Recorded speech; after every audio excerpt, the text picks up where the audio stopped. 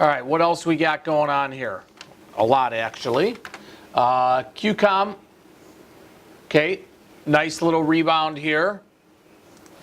Okay, we have our long call spread on. Boeing, we got 4 days here. What do we do with Boeing? Do we keep our butterfly, our cheap butterfly that we had on?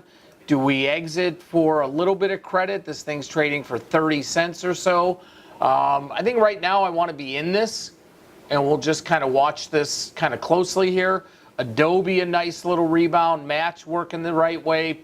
Planet working the right way. PayPal, a nice rebound here. Remember, we still have, and it's not even close right now, we still have that balance, the remainder exit in PayPal. We took off half, and we've got the balance out there.